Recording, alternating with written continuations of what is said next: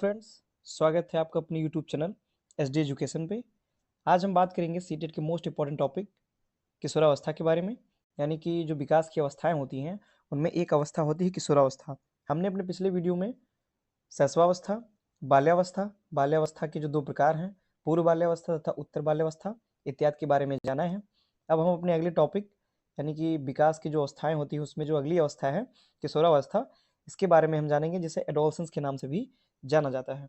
यह जो टॉपिक है यह सीटेट के लिए मोस्ट इंपॉर्टेंट टॉपिक है। इसके अलावा UP TET, S TET, K V S, N V S और डी ट्रिपल एस बी इत्यादि की जो परीक्षाएं होती हैं, जो शिक्षक भर्ती की परीक्षाएं होती हैं, उन सभी में जो बाल विकास का चैप्टर होता है उसके अंतर्गत यह टॉपिक पूछा जाता है। तो आशा करता हूँ मैं आपको ये जो टॉपिक है उसको अच्छे से समझाने का प्रयास करूँगा। तो चलिए शुरू करते हैं अपने इस टॉपिक के बारे में। सबसे पहले हम बात करेंगे, आगे बढ़ने से पहले सबसे पहले जो विकास की अवस्थाएं होती हैं उनका एक बार पुनः रिवीजन कर लेते हैं कि जो बाल विकास की जो अवस्थाएं होती हैं वो कौन कौन सी होती हैं। तो बाल विकास की निम्नलिखित अवस्थाएं हैं। सबसे पहली है शैशवावस्था, जो 0 से 2 वर्ष की अवस्था होती है। अगली है पूर्व बाल्यावस्था, जो 3 से 6 वर्ष तक की अवस्था होती है। नेक्स्ट है उत्तर बाल्यावस्था, जो 7 से 12 वर्ष तक की अवस्था होती है। अगली है किशोरावस्था, जो 13 से 18 वर्ष तक की अवस्था होती है, या इसे कहीं कहीं पे 12 से 18 वर्ष भी लिखा मिल जा सकता है, या 18 से 19 वर्ष भी हो सकता है। अगली है प्रौढ़ावस्था, जो कि 18 वर्ष से ऊपर की आयु के जो भी व्यक्ति होते हैं वो प्रौढ़ावस्था के अंतर्गत आते हैं। जैसे 18 के बाद 19 हो गया, 20, 22, 24, 25, ये जो भी ईयर हैं या जो भी आयु है ये प्रौढ़ावस्था के अंतर्गत आती है। तो हम बात करेंगे किशोरावस्था के बारे में, क्योंकि हमने अपने पिछले वीडियो में शैशवावस्था के बारे में जाना, पूर्व बाल्यावस्था के बारे में जाना, उत्तर बाल्यावस्था के बारे में जाना। अब हम अपने इस वीडियो में किशोरावस्था के बारे में जानेंगे। तो चलिए शुरू करते हैं। सबसे पहले हम बात करेंगे किशोरावस्था, जो कि 13 से 18 वर्ष तक की अवस्था होती है। इसे कहीं कहीं पर 12 से 18 वर्ष या 18 ना होकर के कहीं कहीं पर 19 वर्ष भी मिलता है। तो आप परेशान मत होइएगा, यह मोस्टली 13 से 18 वर्ष या 12 से 18 या 19 वर्ष तक की अवस्था होती है। इसे किशोरावस्था के नाम से जाना जाता है। इसे एडोलसेंस, इंग्लिश में इसे क्या कहते हैं, एडोलसेंस। तो बालक के विकास में 13 वर्ष से 18 वर्ष तक की जो अवस्था होती है उसे किशोरावस्था के नाम से जाना जाता है।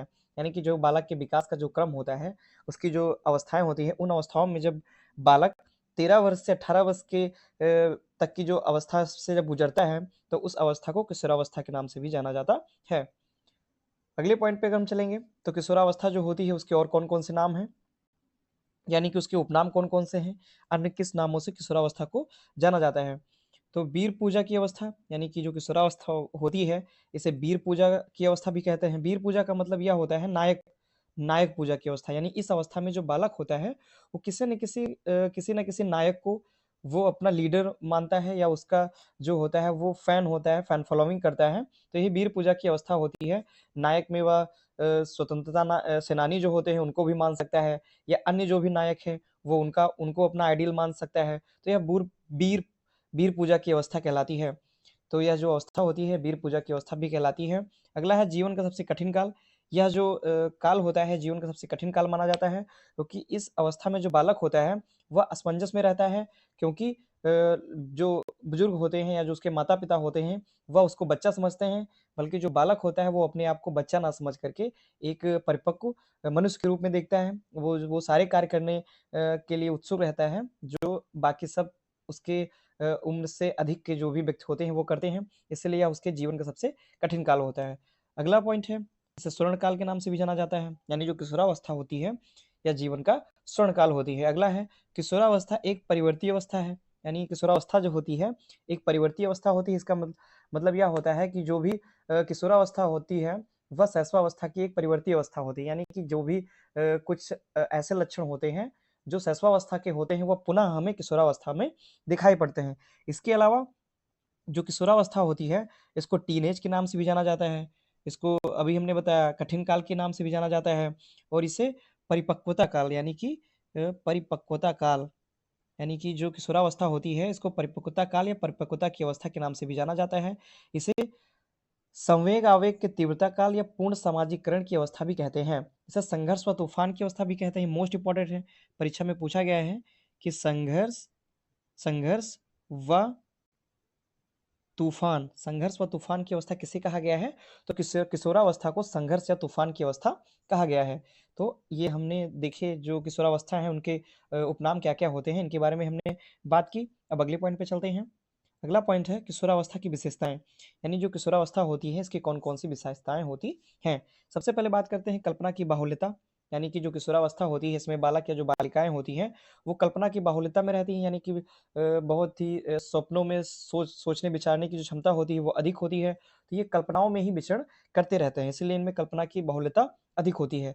अगला है संवेगों में अस्थिरता, यानी कि जो किशोरावस्था की जो समय सीमा होती है इसके अंतर्गत जो बालक या बालिकाएँ होती हैं उनमें जो संवेग होता है उनमें अस्थिरता पाई जाती है। यानी कि इस जो संवेग होते हैं वो स्थिर नहीं रहते हैं। अगर गुस्सा आएगा तो बहुत अधिक गुस्से में हो जाएँगे, तो उनका जो संवेग होता है वो बाहर प्रकट होने लगता है। वह संवेगों में स्थिरता बनाकर नहीं रख सकते हैं। अगर उनको किसी भी बात में अगर गुस्सा आ रहा है तो वो उसे प्रकट करेंगे, दिखाएँगे, बाहर दिखाएँगे। तो यह क्या है? यह संवेग की जो अस्थिरता है, यानी कि उसको छुपा नहीं पा रहे हैं। अगले हैं आत्मसम्मान की भावना, यानी जो किशोरावस्था होती है, इसमें जो बालक-बालिकाएँ होती हैं, उनमें आत्मसम्मान की भावना पाई जाती है। यानी वो एक कुछ ऐसा कार्य नहीं करना चाहते हैं जिससे उनका जो भी आत्मसम्मान है उसको ठेस पहुँचे, या उनकी जो भी बाहर वैल्यू बनी हुई है वो वैल्यू उनकी कम हो जाए। यानी कि जो उनकी इमेज होती है वो अपनी इमेज को बरकरार रखना चाहते हैं, वो अपने आत्मसम्मान को बचाना चाहते हैं। अगला है स्वतंत्रता की भावना। इस अवस्था में, यानी किशोरावस्था में जो बालक या बालिकाएँ होती हैं, वो स्वतंत्रता की भावना में रहती हैं, यानी कि जो भी कार्य हों वो अपनी मर्ज़ी से करें। वो जहाँ जाना चाहें वो वहाँ जाएँ, और किसी प्रकार की उन पर कोई बाधा ना हो, कोई उनको रोके ना, टोके ना, इत्यादि जो भी भावनाएँ होती हैं वो किशोरावस्था के अंतर्गत आती हैं। इसे स्वतंत्रता की भावना के नाम से भी जाना जाता है। काम भावना में परिपक्वता, यानी कि जो यह अवस्था होती है इसमें जो काम भावना होती है, लड़के-लड़कियों में जो अट्रैक्शन होता है वो अधिक होता है, इसलिए यह एक महत्वपूर्ण विशेषता है। तो जो काम भावना होती है इसमें परिपक्वता पाई जाती है किशोरावस्था में। अगली है समाज सेवा की भावना। इस अवस्था में जो बालक होते हैं वो समाज सेवा की तरफ अत्यधिक आकर्षित होते हैं। यानी कि वे जो बालक होते हैं वो समाज सेवा अत्यधिक करना चाहते हैं, क्योंकि यह वीर पूजा की अवस्था होती है। तो वीर पूजा की अवस्था होती है तो ये सोचते हैं कि जिस प्रकार जो हमारे नायक हैं वो जिस प्रकार समाज की सेवा कर रहे हैं या जो समाज का कार्य कर रहे हैं उसी प्रकार हम भी समाज की सेवा सेवा करें। तो ऐसी भावनाएँ किशोरावस्था में पाई जाती हैं। रुचियों में परिवर्तन, यानी कि इस अवस्था के जो बालक होते हैं, जो बालिकाएँ होती हैं, उनकी रुचियों में परिवर्तन हो जाता है। जैसे अगर बात करते हैं बाल्यावस्था की, तो उसमें जो लड़कियाँ होती हैं वो गुड्डी-गुड़ियों से खेलती हैं, लेकिन धीरे-धीरे जब वो किशोरावस्था में पहुँचती हैं, तो ऐसा करना बंद कर देती हैं। तो उनकी जो रुचि, पहले उनकी रुचि क्या थी? पहले उनकी रुचि गुड्डी-गुड़ियों में थी, यानी वो जो खेल-खिलौने थे वो खेलते थे, लेकिन धीरे-धीरे क्या हो गया? धीरे-धीरे हो गया उनकी रुचियों में परिवर्तन हो गया, तो अब वे किशोरावस्था में आते-आते जो खेल-खिलौने हैं या जो गुड्डी-गुड़ियाँ हैं, वो उनसे नहीं खेलती हैं, तो उनकी जो रुचि होती है जो भी, उनमें परिवर्तन हो जाता है। अगला है समूह का महत्व। किशोरावस्था में जो समूह जो होता है, उनको अत्यधिक महत्व देते हैं। जो भी बालक या बालिकाएँ होती हैं, वो अपने फ्रेंड्स ग्रुप बनाते हैं, यानी कि जो मित्र होते हैं, उनका एक समूह बनाते हैं, और उस समूह के वो लीडर भी बनना चाहते हैं, लीडर भी बनते हैं, तो वे उसको अत्यधिक महत्व देते हैं। अगला है व्यवसाय या भविष्य के प्रति चिंता, यानी कि जो किशोरावस्था के जो बालक या बालिकाएँ होती हैं, उनको व्यवसाय, नौकरी और जो उनके आने वाला जो भविष्य होता है, उसमें वो क्या कर पाएँगे, क्या नहीं कर पाएँगे, उनकी जॉब लग पाएगी, नहीं लग पाएगी, इत्यादि के बारे में उनको बहुत ज़्यादा चिंता होती है। तो यह किशोरावस्था की एक प्रमुख विशेषता है। अगली हम बात करते हैं वीर पूजा की प्रवृत्ति, यानी कि जो किशोरावस्था होती है, इसमें वीर पूजा की प्रवृत्ति पाई जाती है। यानी कि जो नायक पूजा भी कह सकते हैं इसे, तो वो किसी एक को अपना लीडर या नायक मानते हैं और उसके ही जैसा वो व्यवहार करते हैं या उसके जैसा ही वो बनना चाहते हैं। तो किशोरावस्था की महत्वपूर्ण विशेषता यह भी है कि इसमें जो बालक या बालिकाएँ होती हैं, उनमें वीर पूजा की प्रवृत्ति पाई जाती है। अब हम अगले पॉइंट पे चलेंगे। अगला पॉइंट है किशोरावस्था से संबंधित कथन, यानी कुछ ऐसे मनोवैज्ञानिक हैं जिन्होंने किशोरावस्था से संबंधित कुछ महत्वपूर्ण कथन दिए हैं, जो कि परीक्षा में पूछे जाते हैं। चलिए इनकी हम बात कर लेते हैं। सबसे पहले स्टैनले हॉल। स्टैनले हॉल जो मनोवैज्ञानिक हैं, इनके बारे में एक बात और आप लोग जान लीजिए। जो स्टैनले हॉल जी हैं, महोदय हैं, ये किशोरावस्था के जनक माने जाते हैं। ये यहाँ से इम्पोर्टेंट क्वेश्चन यही बनता है कि निम्नलिखित में से किशोरावस्था के जनक कौन हैं? तो जो किशोरावस्था के जनक हैं, वो स्टैनले हॉल को माना जाता है। तो इनका कथन क्या है? स्टैनले हॉल जी ने कहा है कि जो किशोरावस्था होती है, यह बड़े संघर्ष, तनाव, तूफ़ान एवं विरोध की अवस्था है। यानी जो किशोरावस्था होती है, इसमें बालक संघर्ष करता है, तनाव महसूस करता है, ठीक? और तूफ़ान एवं विरोध की अवस्था है। यह किसने कहा है? यह स्टैनले हॉल ने कहा है। अगला अगले मनोवैज्ञानिक है किलपैट्रिक। इन्होंने कहा है जो किशोरावस्था है वह जीवन का सबसे कठिन काल है। यानी जो किशोरावस्था है वह जीवन का सबसे कठिन काल इसीलिए है क्योंकि जो बालक होता है वह अपने जीवन में सामंजस्य बनाने की भरपूर कोशिश करता रहता है। तो जो किशोरावस्था है वह जीवन का सबसे कठिन काल है, किसने कहा है? या किलपैट्रिक जी ने कहा है। अगला है जॉन्स, मनोवैज्ञानिक हैं अगले जॉन्स। इन्होंने कहा है जो किशोरावस्था है वह शैशवावस्था की पुनरावृत्ति है। यानी कि जो किशोरावस्था है वो शैशवावस्था की पुनरावृत्ति है क्यों? क्योंकि जिस प्रकार से शैशवावस्था के जो लक्षण होते हैं और वही लक्षण किशोरावस्था में भी प्रकट होते हैं। जैसे शैशवावस्था का जो बच्चा होता है वो किसी की बात नहीं मानता है, शीघ्र ही गुस्सा हो जाता है और स्वयं अपने जो भी अपनी मर्जी से ही कार्य करता है। ठीक उसी प्रकार किशोरावस्था का जो भी बालक या बालिका होती है, वह भी यही करते हैं। वो अपने मन से ही कार्य करना चाहते हैं और किसी भी प्रकार की जो भी बाधाएँ होती हैं उनको वो देख नहीं पाते हैं और किसी की कोई बात नहीं मानते हैं। अगर कोई उनको कह रहा है, कोई उनको समझा भी रहा है, उसकी भी बात नहीं मानते हैं। तो ये क्या है? ये ऐसे ही शैशवावस्था में भी होता है। तो जॉन्स जी ने कहा है कि जो किशोरावस्था है वो शैशवावस्था की पुनरावृत्ति है क्योंकि शैशवावस्था के जो लक्षण होते हैं वही लक्षण किशोरावस्था में भी देखने को मिलते हैं। अगले कुछ मनोवैज्ञानिक हैं जो कि इम्पोर्टेंट हैं, आपको हम बता देते हैं, आप देख लीजिए। जैसे कि क्रो एंड क्रो के अनुसार, जो क्रो एंड क्रो मनोवैज्ञानिक हैं, यानी कि क्रो एंड क्रो, जो क्रो एंड क्रो वैज्ञानिक हैं, इन्होंने क्या कहा है कि किशोरावस्था वर्तमान की शक्ति एवं भविष्य की आशा प्रस्तुत करती है। यानी जो किशोरावस्था है यह वर्तमान की शक्ति, यानी जो भी वर्तमान चल रहा है उसकी शक्ति एवं भविष्य की आशा प्रस्तुत करती है। यानी कि जो भविष्य में क्या होगा उसकी आशा प्रस्तुत करती है कि अब आगे जो भविष्य आएगा उसमें क्या होगा। अगले जो मनोवैज्ञानिक है उनका नाम है जर्सील्ड। अगले मनोवैज्ञानिक है उनका नाम है जर्सील्ड। इन्होंने क्या कहा है? इन्होंने कहा है कि किशोरावस्था बाल्यावस्था से निकलकर आई परिपक्वता की अवस्था है। यानी जो किशोरावस्था है वो बाल्यावस्था के बाद की अवस्था होती है, जो कि बाल्यावस्था से ही निकल के आई हुई एक परिपक्वता यानी मैच्योरिटी की अवस्था होती है। तो ये थे किशोरावस्था से संबंधित कुछ महत्वपूर्ण कथन। यहाँ से क्वेश्चन ज़रूर पूछा जाता है कि कौन से मनोवैज्ञानिक ने कौन सा कथन दिया है। तो आप इनको बहुत ध्यान से पढ़िएगा, बहुत ध्यान से इनको देखिएगा और याद कर लीजिएगा क्योंकि यहाँ से ज़रूर पूछा जाता है क्वेश्चन। अगले पॉइंट पर हम चलेंगे। अगला पॉइंट है किशोरावस्था में शिक्षा का स्वरूप, यानी कि किशोरावस्था के जो बच्चे होते हैं उनको हमें किस प्रकार की शिक्षा दी जानी चाहिए और किस प्रकार की शिक्षा के लिए उनको तैयार करना चाहिए और कौन से जो कार्य होते हैं उनको नहीं करने देना चाहिए। यही जो किशोरावस्था का स्वरूप में शिक्षा का स्वरूप माना जाता है। तो सबसे पहले हम बात करते हैं जो किशोरावस्था में शरीर में अनेक क्रांतिकारी परिवर्तन होते हैं, क्योंकि किशोरावस्था में बहुत सारे परिवर्तन होते हैं, शरीर से लेकर के सामाजिक परिवर्तन, शारीरिक परिवर्तन, मानसिक परिवर्तन। शारीरिक परिवर्तन में विभिन्न प्रकार की जो शारीरिक संरचनाएं होती हैं बालक या बालिकाओं में, उनमें परिवर्तन होता है।